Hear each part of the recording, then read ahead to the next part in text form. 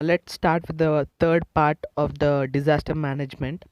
So we shall talk about the role of UN in the evolution of disaster management, and we shall talk about the international frameworks on which we have drafted our Disaster Management Act 2005. And now let's get started with. So if you want to understand the India's disaster management plans and policies, it is very essential to understand the role of United Nations has played in the evolution of disaster management cycle.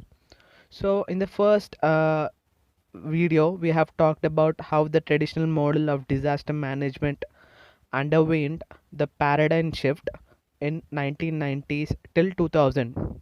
So during these 2 decades, the global community has witnessed a paradigm shift in disaster management governance. So this is a transition that even India has made, and if you need to understand how the countries were able to make transition, so firstly we need to look at the role played by the United Nations in evolving the principles and the concepts of this disaster management. So again, from the first video we have been talking from various technical keywords that include disaster risk reduction and the concept of hazard and the concept of risk and the concept of vulnerability also. So we even spoke about pre-disaster and as well as a post-disaster phase also. So these are the core principles that have been developed with the assistance of the United Nations. If there was no United Nations before, we could not even assume our disaster management plans. So and this is the model where United Nations has developed, so which has become a framework for other countries as well, not only for India, but this has been an inspiration, and they a lot many countries has been inspired from the UN framework.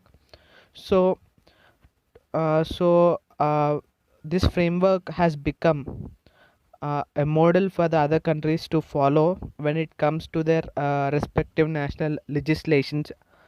So now we are going to discuss in detail about what are the plans and strategies, what are the concepts that United Nations has been introduced to the world, and we are going to discuss in detail with each and every concept. And we have three frameworks, international frameworks on this disaster management, and we are going to discuss in detail in one of them, each of them also.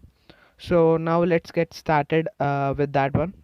So UN has helped to frame the core principles for this disaster management, and it became inspiration for many countries, and many countries adopted that core principles which this United Nations has introduced them to the world. So when India passed the Disaster Management Act in the year 2000, we directly drew inspiration from the United Nations framework, so which existed at that point of time. So in the last 25 odd years, there has been three critical outcomes of United Nations progress process. So we shall talk about them.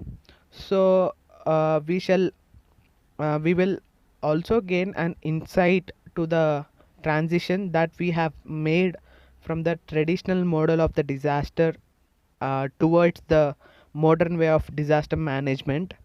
So we have been upgraded from traditional model of disaster management to modern way of disaster management through that Disaster Management Act in 2005. So we have created a specialized mess area in our governance system to provide for disaster management cycle as well. So before 2005 we have very bad disaster management plans, and even the government did not even focus on each and every particular aspect. So after 2005 India has gained lot of development in the area of disaster management. So we are going to discuss about it.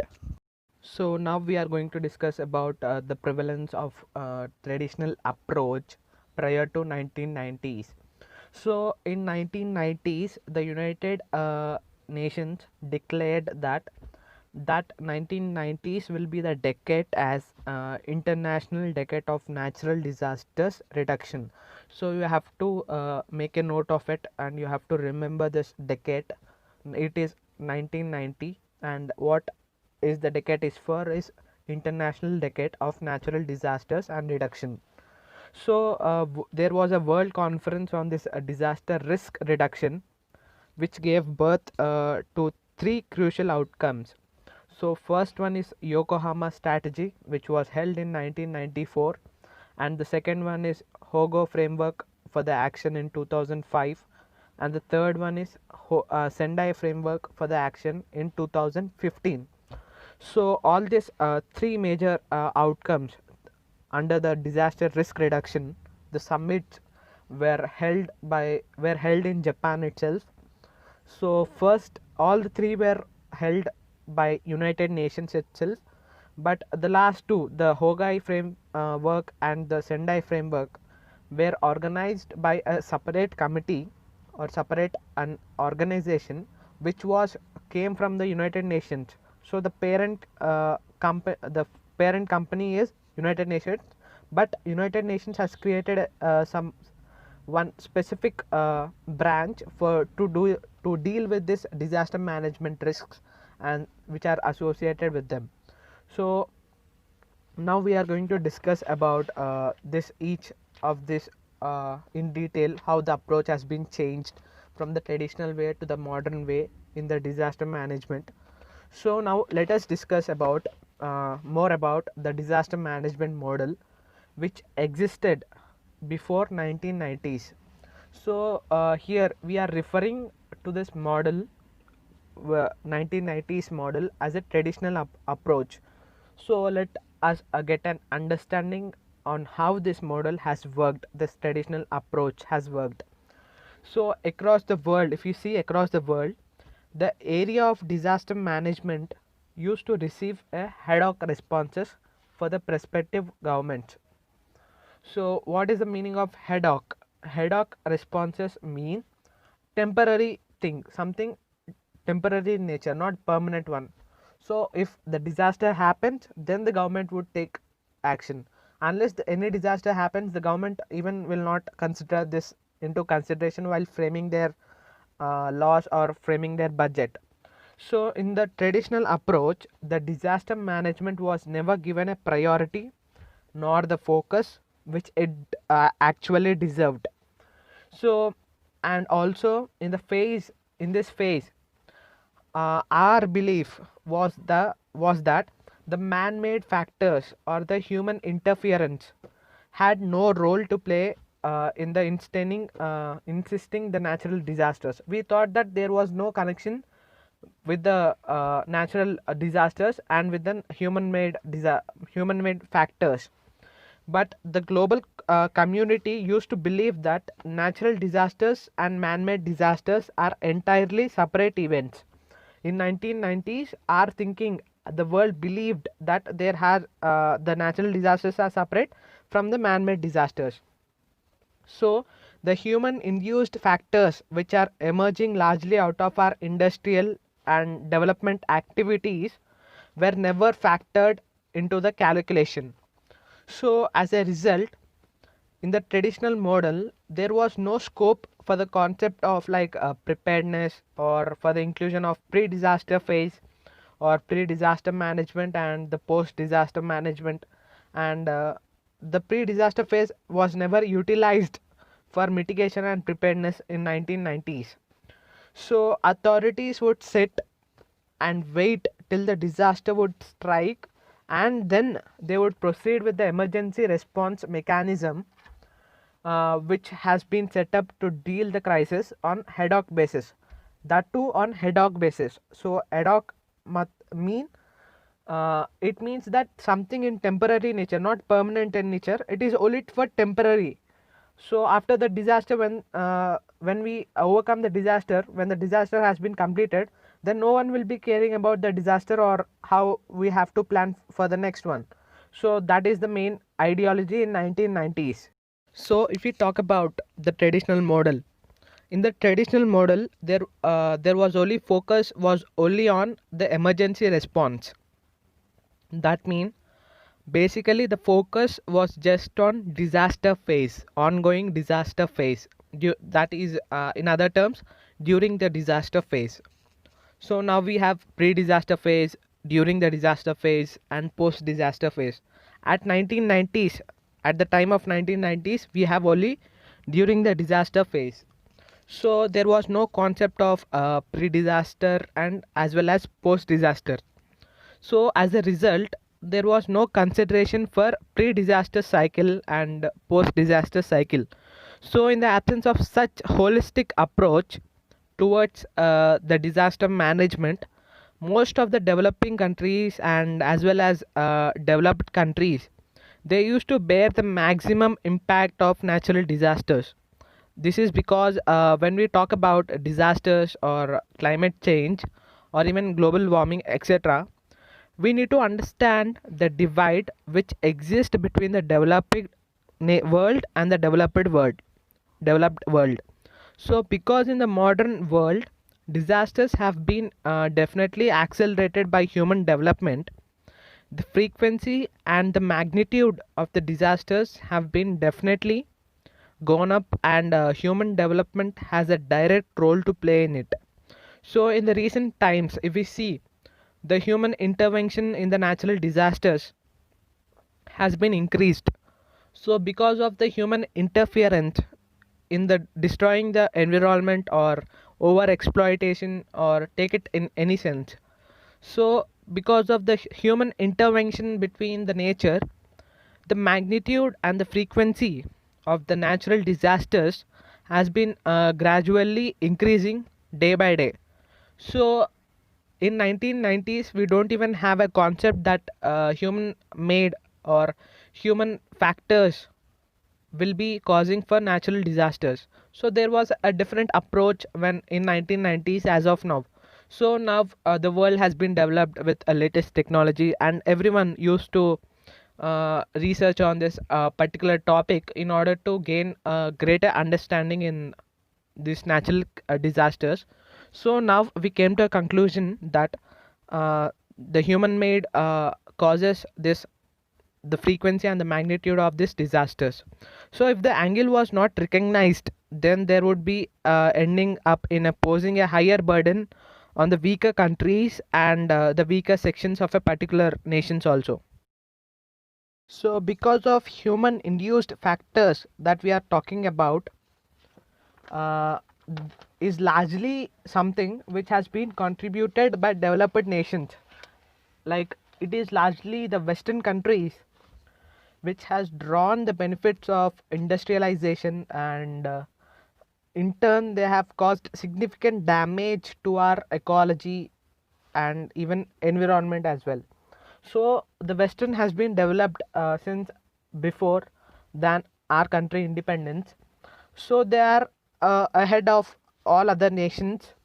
If we talk about the rest of the world, they have been that they have changed their countries as industrialized countries, and because of the industrialization, rapid industrialization, so that led for polluting the environment.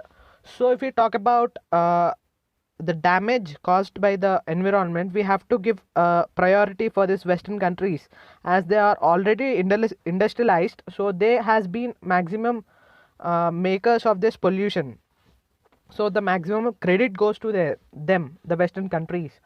So the environment, so this environmental damage, which is basically a long term consequences, having an impact on natural disasters as well. So this is the area where a man-made disasters and natural disasters start coming together. So human induced factors which will be adding to the magnitude as well as the frequency of the disasters that are happening. So prior to 1990s, these areas were not recognized. This man-made interference was not recognized at all. So the higher the responsibilities which are shared by the developing countries was not recognized. So the connections between the man-made factors and the natural factors was not recognized in 1990s. So the disaster management in general was given an ad hoc response only. So and finally, there was no global framework which could assist the developing as well as underdeveloping countries, and in particular the weaker and vulnerable sections of these countries has suffered a maximum impact of this rapid industrialization of developed countries, because this developed countries has maximally polluted the rest of the world by their rapid industrialization or by their strategies or something what they have adopted at that time. So we don't even know that human cause was the interference for this natural disasters. So it was in this context that United Nations woke up to the alarming threat which was looming and ahead of us. So the United Nations started recognizing the significance of our environment, the role of the climate which plays in our well-being, and the impact that the natural disasters can have on the economic growth as well as social economic development too. So with this recognition of these imperatives, the United Nations started playing a lead role in 1990s.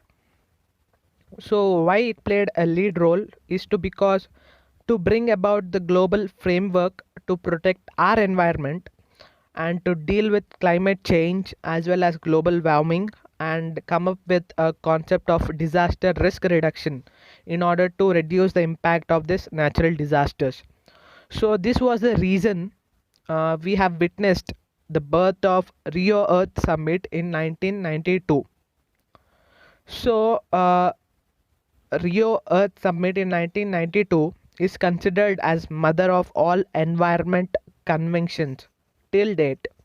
So because this is the first international framework or international convention which worked on our environment, saving our environment from the pollution.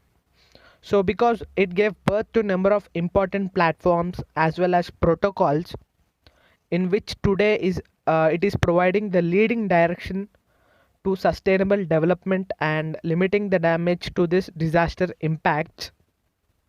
So this has been given a name of mother of all summits or mother of all environment conventions.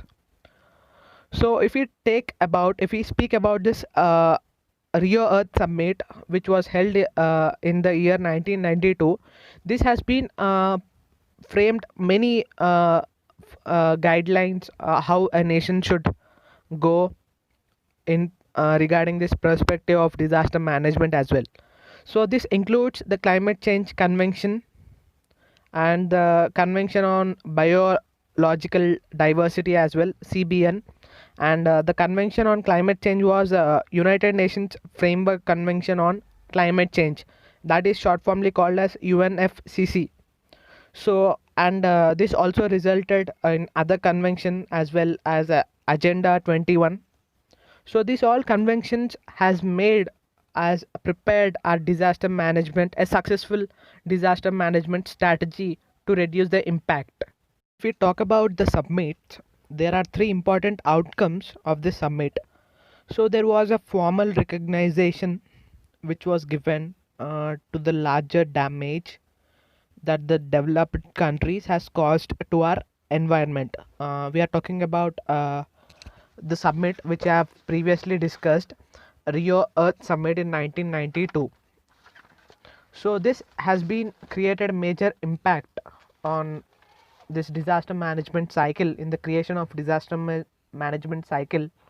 So for the first time, the global community started acknowledging that the environment is under severe threat due to the industrial as well as agricultural practices, because we have been using a lot of chemicals in the agriculture, so that causes a massive damage to the environment.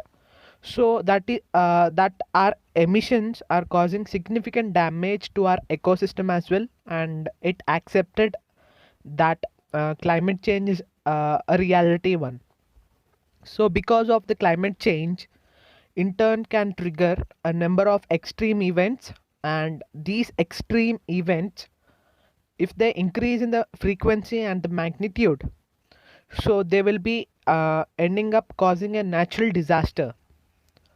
So, and those disasters will not only entirely be natural, because they have been accelerated, they have been provoked by the human induced factors and human intervention for the in environment. So the recognition of these imparities and framing the policies were started a step taken by the UN. So in the field of environment and as well as sustainable development, so United Nations has played a key role in framing the policies and strategies for in the field of environment and in the field of environment and as well as sustainable development, in order to safeguard our environment. So then subsequently the United Nations declared the decade of 1990s as a decade of international decade of national disaster reduction. So this is a year where this is a decade where actually United Nations was involved in making various policies in order to reduce the impact of natural disasters and introducing the concept of disaster risk reduction in the disaster management planning. So this decade has been named as International Decade of Natural Disaster and Reduction Decade. So we have to keep a note of it. So this has clearly highlighted the fact that United Nations was recognizing the connection between the industrial development and the protection of our environment and the incidence of natural disasters. So there existed a interconnection between them, and UN started recognizing this. So with the declaration of International Decade of Natural Disaster Reduction, the United Nations pushed the World Conference on Disaster Risk Reduction. So this marked the beginning of the introduction of the concept of disaster risk reduction. This is a year where the concept of disaster risk reduction has been introduced to the world. So this is a phase where it entered the mainstream of the disaster management. So under the framework created by the World Conference, 3 summits has been held that includes the Yokohama Declaration and the Shanghai Work, all those three. And this 3 summits has played very crucial role in evolution of disaster management. So if we have a disaster management cycle today, and if the concepts were well defined today, a large part of credit goes to these 3 conventions that we have discussed before in this video. So all these have held in Japan. Like I have told before also, all these summits were held in Japan, and United Nations had a direct role in organizing these summits. If we see this, the direct role was there in 1994 in Yokohama Declaration. So after that, United Nations came up with an young organization, United Nations International Strategy for Disaster Management. So this UNISDR, International Strategy for Disaster Reduction, has played an important role in conducting the other 2 summits under this supervision. And now now we are going to discuss in detail about this all 3 summits which have been taken place in order to taken place in the world to in order to improvise the disaster management cycle in the world. So we are going to discuss them in detail, each one, all the introduction of that summits. And now we are going to let's start with the Yokohama Declaration, which was held in 1994 under the direct supervision of United Nations. So now we are going to discuss about all the international conferences, all three international conferences in detail. So, Yokohama Strategy, which was implemented in the year 1994, this is the first summit on World Conference on Disaster Risk Reduction, which came out with this Yokohama Strategy. So, now let us look at the highlights of Yokohama Strategy. The Yokohama Strategy gave birth to global culture to the field of disaster management. This has been made a sensation if we consider in terms of in the field of disaster management. So, like I said, it marked the beginning of the shift from the way which we followed the traditional approach towards the modern approach towards disaster management. So, this was the beginning of the cycle or the beginning of the transition. So, if you look at the strategy, it mainly focused on 7 principles, 7 concepts. So, the first one is a global culture for preventing of disaster must be cultivated. So, all the countries need to work together in order to overcome the risk and overcome the impact of these disasters. If we go for the second principle, the vulnerable countries and the community should frame and implement policies on self reliance. Like they have to make all the policies on their own self reliance. Like no other countries are gonna help them. So that strategies or the policies should be in the way of that one. So, and when we talk about the third principle, so it majorly focuses on educating and training the mechanism that should be strengthened. So this basically involves creating awareness among the people about this disaster management, and as well as to train up the mechanisms of the local body to cope up with this disasters. And if we go in detail, see basically this all 7 principles are not only focused on the post disaster, sorry, the during disaster phase, but the pre disaster phase. So it majorly highlighted what all remedies should be taken in the pre disaster phase. So now we are going to discuss the other 4 of this. So the community participation should also require while tackling this disasters, and we have to implement in our disaster management strategies as well. So the local community can be participated as they also are affected during the disaster. The community of rest of the part of the world of the country, sorry, of the country should participate in providing assistance or providing any rescues operation or even helping out the victims there. So this Yokohama strategy also focused on NGOs, that they should also given some importance in the reduction process or in rescue operations. So this gave a broadened platform for NGOs to work during this disaster response systems. And this Yokohama strategy for the safer world also considered the UN United Nations agencies should be strengthened. Like they have to, their ideology should be passed accurately so that the countries would adopt that ideology in preventing or in tackling these disasters for their bettering in disaster management policies and as well as strategies.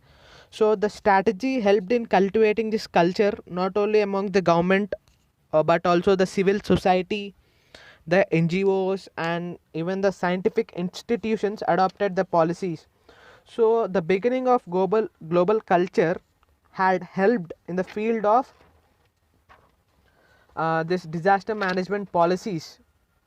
So when we go and discuss, or when we go and in detail about this Yokohama strategy, this strategy also helped immensely in preventing few disasters itself, and it also helped in reducing the impact of few disasters, and also in creating a comprehensive disaster management cycle for the countries in the world. So this was the key contribution by the Yokohama strategy that helped many countries to frame an effective uh, disaster management plans or strategies or cycles. So along with this, it also started promoting a global culture which is focused on preventing, mitigating, and preparedness for the disaster, for the upcoming disaster. So basically, this concentrated not only on during disaster plans, but it also focused on pre disaster plans as well, as creating the awareness is most important aspect in disaster management cycle.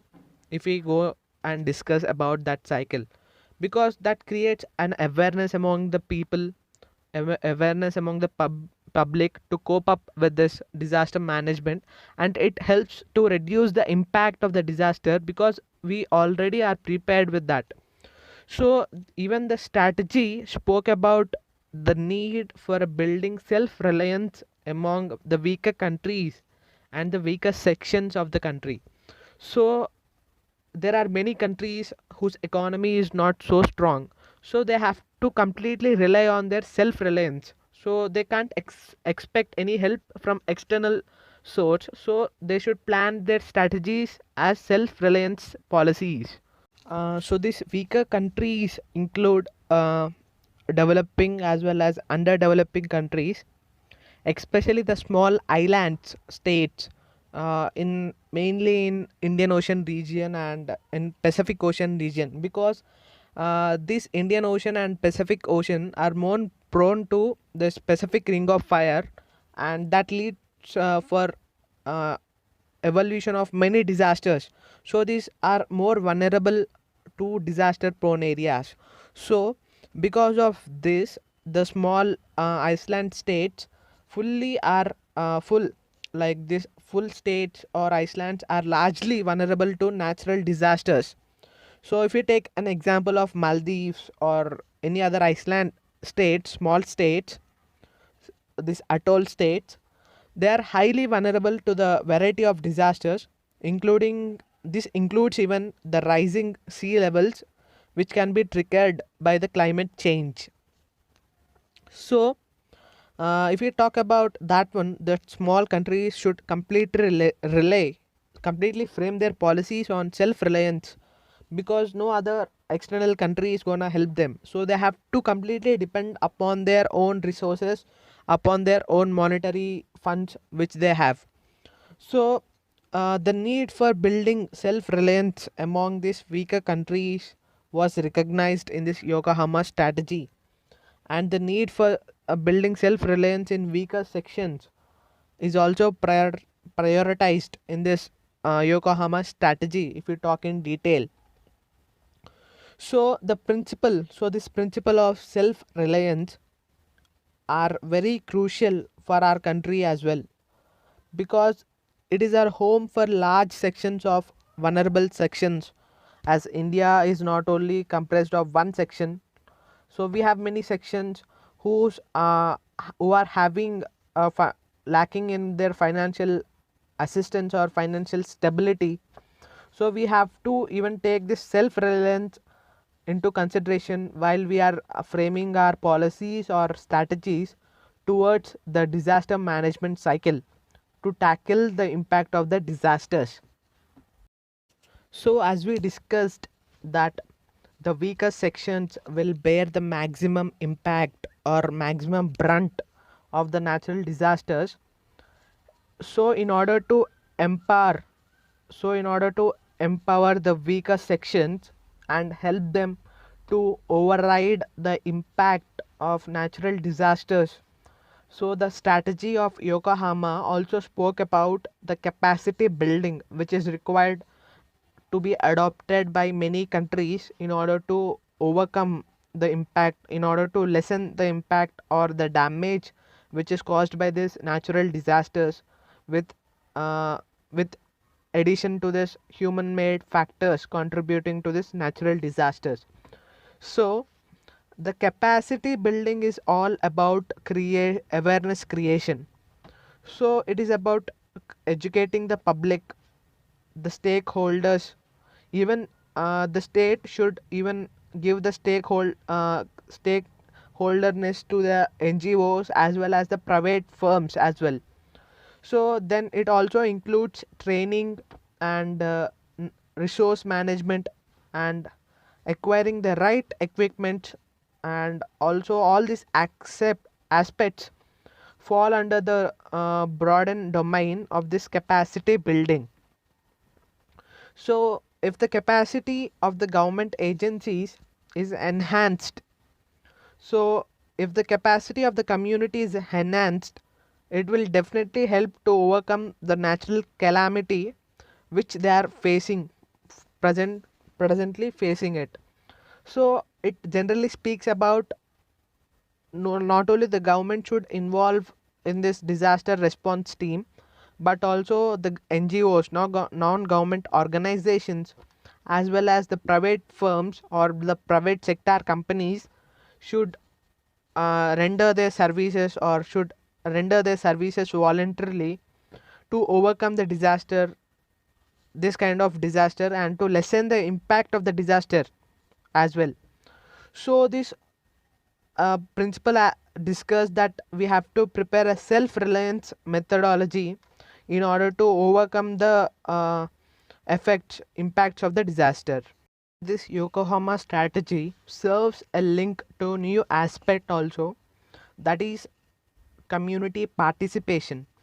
So in the previous videos, in the previous lectures, we when we are talking about disasters and disaster management, so I mentioned that India tried to improve the community model of disaster management.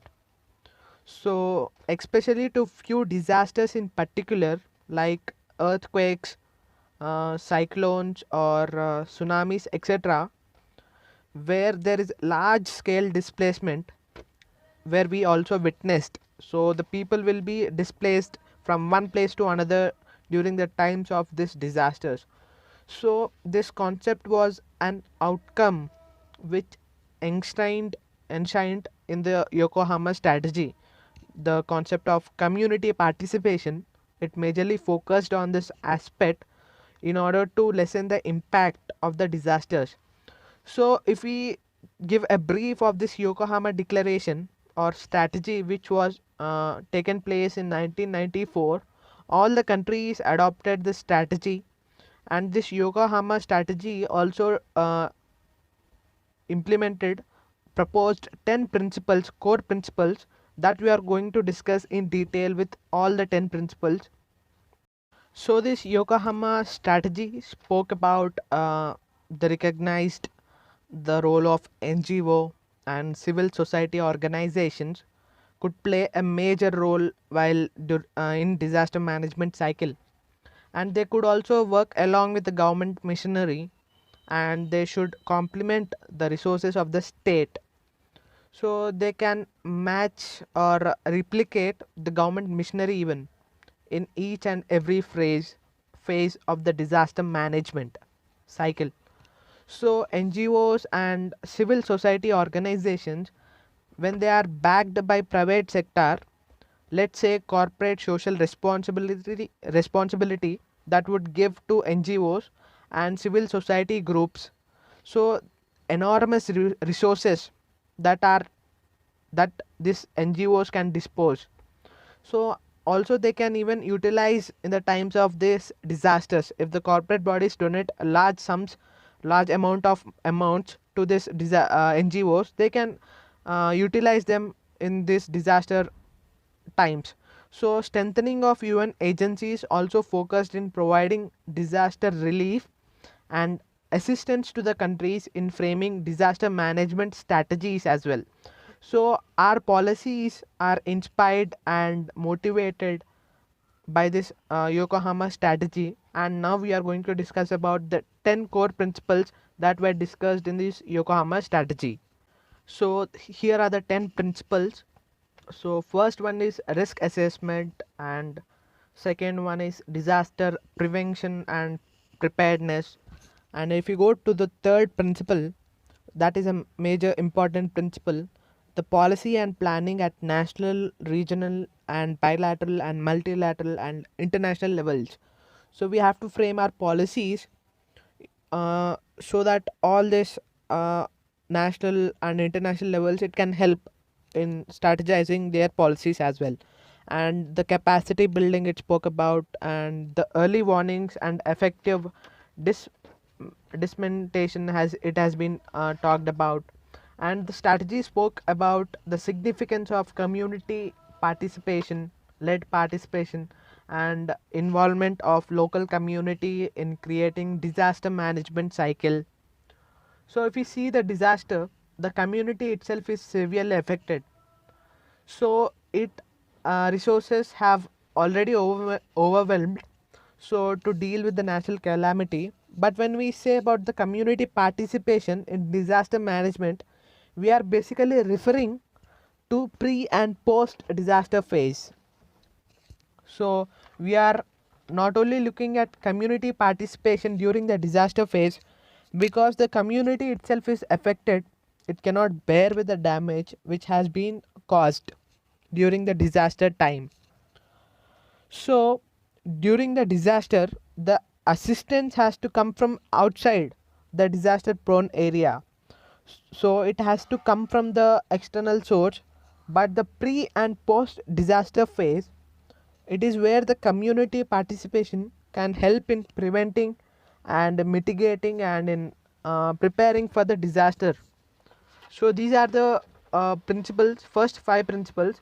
And now we are going to discuss the word, what is the word assessment or risk assessment is nothing but hazard assessment. So when we look at the third principle, so it gave an importance to the policy and planning, not only to the national level but all levels. So our strategies to be should be contradictory needs in nature, so that we can eliminate the impact, maximum impact or maximum brunt of the disaster. When we talk about the sixth principle, it focused on participation of all levels in all levels. And the seventh includes reducing the vulnerability through planned development. The more effective the strategies are, the least vulnerability it poses. And eighth one, it talks about the importance of technology during the times of pre and post disasters, to communicate or to spread the message of the disaster. And it also talks about the environment protection and sustainable development as to. And it also focused on resource mobilization of the wealth, not only investing in particular place but to mobilize the resources in order to decrease the impact of the disaster. And it also majorly focused on how we can frame our strategies, how the countries can develop their economy in coordination with the sustainable development. If we concentrate only on economy, we have to compromise the environment. If we focus on environment, we have to compromise the economy. It basically said how to focus on these two. Now if we go for the next framework, Hogo framework. So this framework has worked from 2005 to 2015, and this is the second world conference of disaster risk reduction. So generally this was criticized because it, like they said that this is basically representing all the principles which are stated in the previous one, Oklahoma framework. But this specifically significantly gave priorities for five principles, 5 core principles that we are going to discuss, and we are going to discuss what makes difference from this other one. And this is the main Yokohama framework added much needed muscle to Yokohama and disaster management cycle also. This Yogo framework has added a muscle to Yokohama disaster strategy. So early we spoke about the 10 principles brought by Yokohama strategy, but this Yogo strategy has brought 5 major principles that concerned with improvising the disaster risk reduction policies and improvising or adds a muzzle to the disaster management cycle of the country which has adopted the frameworks of Yokohama strategy. So now we are going to discuss about that 5 principles. So it majorly focused on disaster risk reduction, was given a more priority, and it also focused on many aspects like reducing the risk while the disaster for in the and the impact of the disaster as well. So now we are going to speak about that 5 major principles or the major core policies. So first one was making disaster risk reduction was a priority. So many countries appreciated the UN, but they failed to implement the principles that are stated in Yokohama strategy. Now this Yogo framework has helped them to implement the principles of Yokohama strategy, and it improvised the Yokohama strategy. It made a modification through Yogo framework. So some are the areas where addressed early warnings to some extent and preparedness to some extent. But many countries are functioning on ad hoc basis, that is temporary basis. But India still could not witness a holistic approach till 2005. So this is where the second summit was held, and Yoga framework reiterated the same old principles, and it gave disaster management a new trust and tried to push countries to adopt these principles. So it may look like a old strategy, but it comes with a renewed strategy. So again focuses on early warnings and risk information, etc. And the key sectors is it focused on management of critical infrastructure. So this cycle has inspired our disaster management too. If we talk about the first one, making disaster risk reduction is a priority, and second one is improvising the risk information or early warnings, and the third one is building a culture of safety, and the rest two are reducing the impact or strengthening the preparedness of the disaster in order to reduce the impact of the disaster. So if we speak about the main important concept which focused was on the concept of total disaster risk management. This Hogo framework has focused mainly on this concept in particular. And now we are going to speak about Shanghai framework. So this Shanghai framework was in action from 2015 and it will be till 2030. So this Shanghai framework sets out mainly focuses on 3 major concepts. First one is disaster risk reduction and reducing the loss and primary responsibilities of the state. So let us talk about this third conference on disaster risk reduction, which will be valid till 2030. So the two strategies are running parallel to sustainable development, that is Hogo and this Sendai. So with sustainable development dealing with these disasters and disaster risk reduction is one of the core targets of this Sendai framework, which is based upon these 3 major principles, that is disaster risk reduction and reducing the loss and primary responsibilities of the state. If we talk about the principles, that the 4 strategies which are based upon the 3 concepts which we have discussed are, first of all, understanding the disaster risk, and second one is strengthening the disaster risk in order to improvise the governance, in order to improvise our strategy plans, and third one, investing in disaster risk reduction. So investing in disaster risk reduction, for example, if we invest in growing the mangrove trees along the coast of India, so that helps in reducing the wind speed of the cyclone or even the effects of tsunami as well. So investing on disaster risk reduction will help to build a excellent backup for the disaster, and it also focused on enhancing the disaster preparedness and focused on rehabilitation as well and reconstruction as well. So the state has requested to share the stakeholders to NGOs and private sector. This is a unique initiative of this Sendai framework. On Yogo framework, all the responsibilities were primarily focused on the government. So the second responsibilities were given to these NGOs and private sectors. So the second, even though the Hogo framework gave the responsibilities to NGO, it missed out the role should be played by the private sector.